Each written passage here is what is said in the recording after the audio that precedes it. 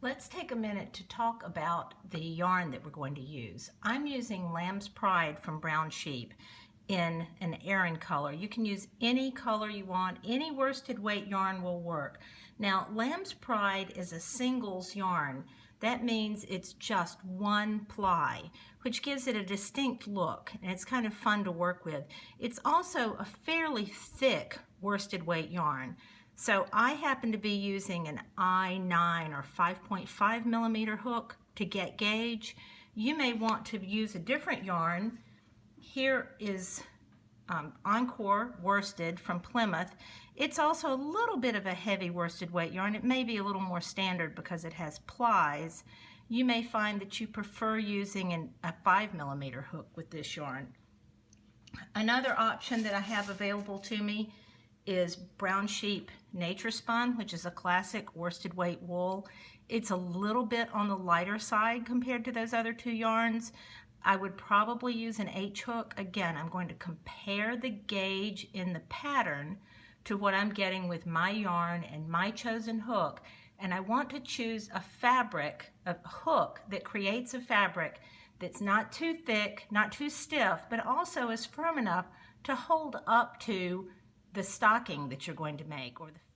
I'll begin by putting a slip knot on my hook and leaving a plenty long enough tail to weave in later. Don't leave a really short tail. You need to leave a nice long tail so you can weave in that end later.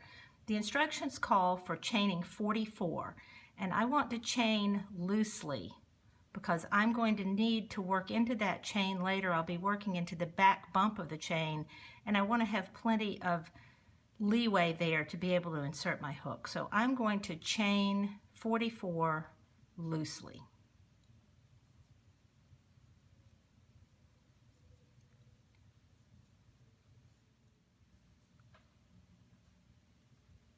I have 44 chains now. Let me go back and count.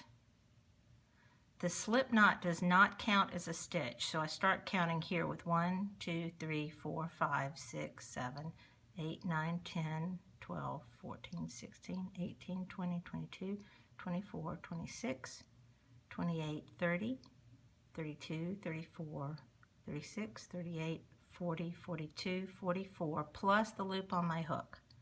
The loop on the hook does not count as a stitch. Then I'll take my chain, make sure that it is not twisted, and I want to join it by working a slip stitch. The slip stitch is going to go into the back bump of the chain. If you look at the front of the chain, you see a bunch of V stitches. Those are knit stitches if you're a knitter. And on the wrong side of the chain, you see a series of bumps. Those back bumps are what we're going to work into for the first round. I'll join by working a slip stitch, go in, yarn over, and pull through everything. Now it's time to start round 1. Chain 1, that brings my hook up to the level of the first row, and then I work right into that first bump once again.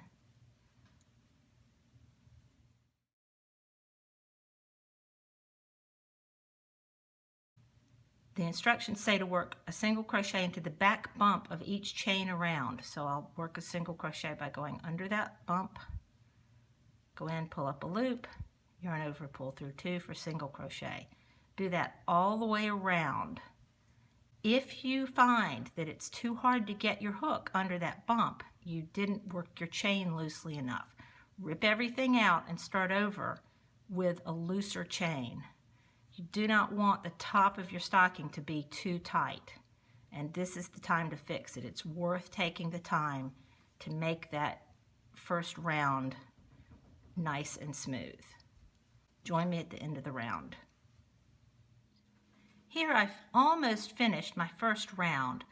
This join can get a little bit tricky, especially at the beginning of the beginning/end of the first round. To make this easier, I'm going to put a marker in the first stitch, and I will move that marker up for the first stitch of every round. And I think I have another stitch that I need to do here, but it's kind of hard to see. Just to double check, I'm going to count again.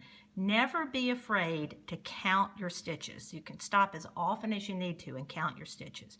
So if that's stitch number 1, I'll count around 2,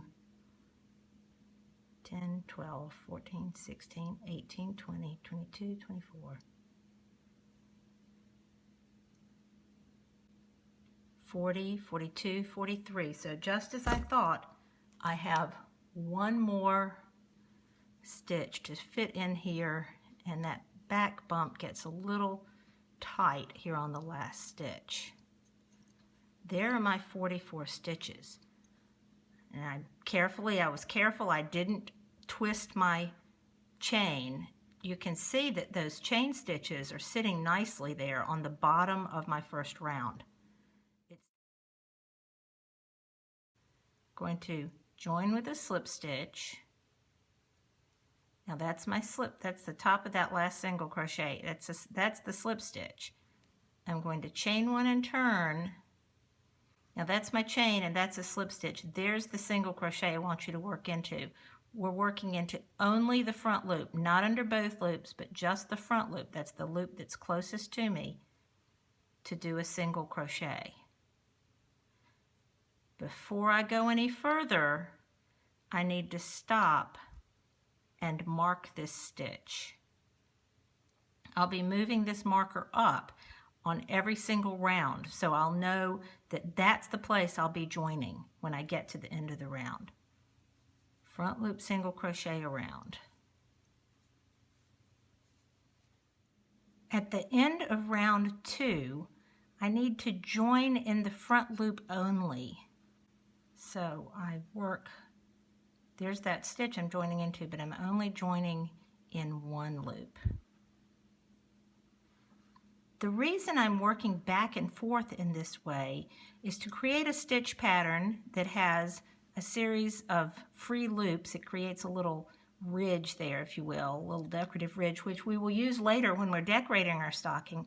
Also, by working back and forth this way, it keeps the back seam, if you will, straight and keeps it from twisting around. If we worked in the round without turning, that back seam would spiral a little bit. And by working back and forth, we're preventing that spiral.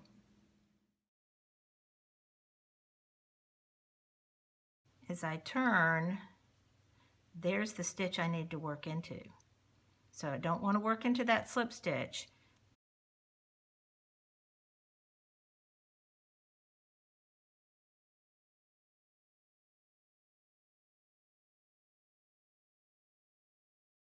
When I've done my first stitch, don't forget, take out, move the marker, and then single crochet around.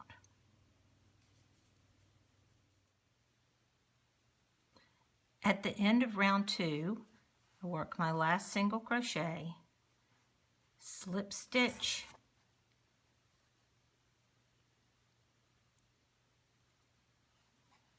chain 1, turn, and front loop single crochet, move my marker,